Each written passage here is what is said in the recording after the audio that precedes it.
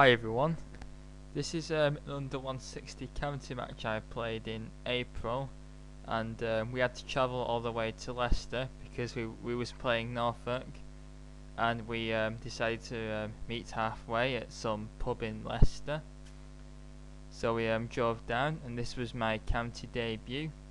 Despite only being 114 ECF, I was put straight up to board 12, I think, despite being the lowest rated player, because of my amazing form, which has helped me become 141 ECF. My opponent was called Morter, who was 126 ECF, and I had a look at it at the grades when they came out. Like all the opponents had played over the season's grades to see if the wins were any like better or worse, and his actually went up as well to 141. So really, it was like the same strength against each other, but I have the advantage of white. So let's see if I can put that to use. And I was expected to win this game despite being outgraded by 12 points. Anyway, I was white and kicked off with well, I blundered on move 1 basically. Not good. Now he plays G6, aiming for a perk or a modern setup. I go D4, Bishop G7. And here I could have gone C4 and made it into a D4 here, but instead I kept it E4 here and went Knight C3 and D6, and now it is a perk defense once Black's knight comes to F6. Bishop E3, A6. I'm actually playing it a bit like the Hilton system, but without a pawn on C4, which is not very good because I don't like blocking the C pawn. F3. You see, Hilton system can work with E4 as well. Knight F6, Bishop C4, a very bad move because the bishop will just be hit by B5, which is what happens. And Black now gains time on his queenside expansion, so and I want to castle queenside, you see. So now it is a lot more risky. And there is a game which I actually get hammered in this opening by an A6 and B5 modern, so it's not good. So I decided to delay castling and play Queen D2, planning Bishop H6, Knight BD7, H4, going for the good old hack attack, move 9, C5, a very good move. The best way to respond to a flank attack is to attack in the centre. D4 is coming under more pressure, and C4 is threatened, which would win the bishop, which shows another default to Bishop C4, because I have to waste time with A3.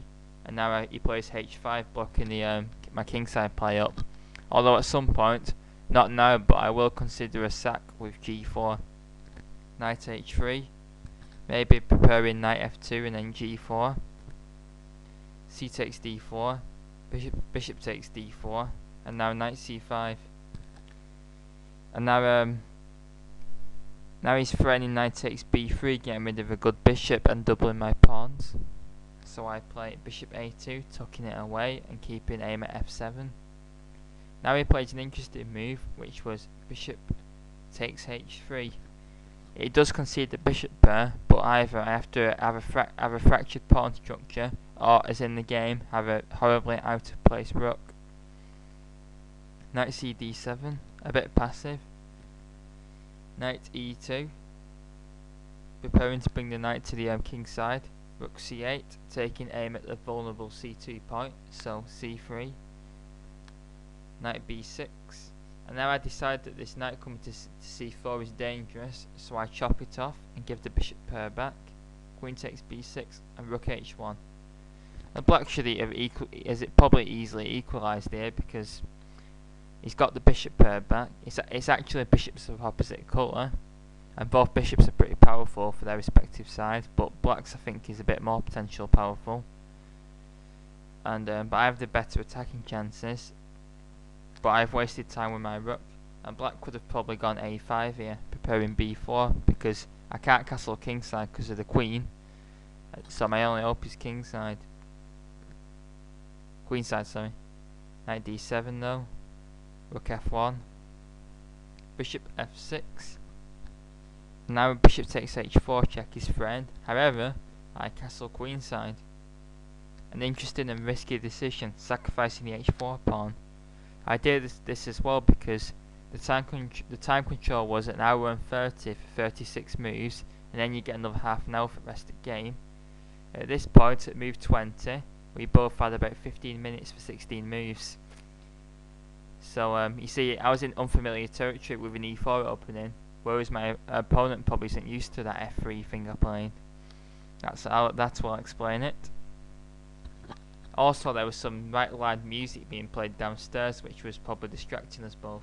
And there was loads of like biscuits on the side and all that, and so it was really addictive going over to the side and nabbing all the biscuits. But anyway, instead of defending it, I sacrifice it because in bishops at opposite colour positions and also opposite side castling, pawns don't matter that much, and I had a feeling he was going to take it. And instead of playing the best move a5, which would be better for black, he plays bishop takes h4. Boom! And now I go g4. Just as he played that move, I saw he could play bishop f2, threatening to win the queen. However, I had planned an astonishing response to it, which it's weird because in this game I'd been spending like 15 minutes on like 50-50 decisions, and then I play an exchange sack in about 10 seconds. Yes, I just lashed out with rook takes f2 because I thought that now that bishop's been robbed of bishop's been robbed, the king side's got less protection, and I can open lines up after he takes back. And now there is some interesting lines here. One is rook c5, queen h6. Now rook takes h5 is busted by queen takes g6 check.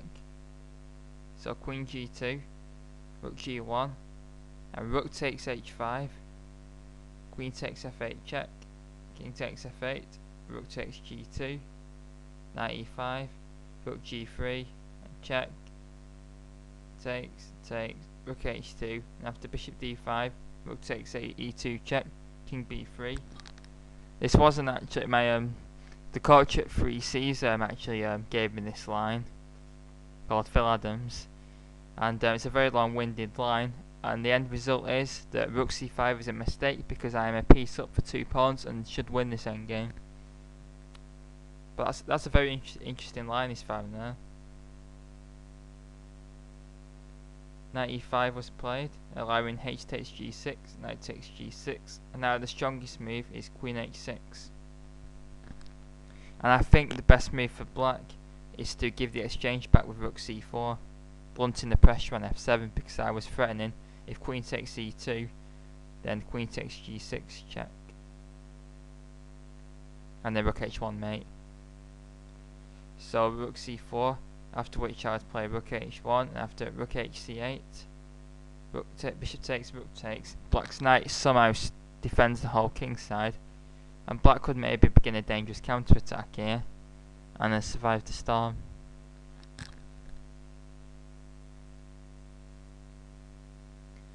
Anyway, I played rook h1, preparing queen h6 and queen h7 mate. And now, under the pressure and short of time, my opponent blunders with knight f4. And because of rook fd8 is prepared, giving the king a flight square.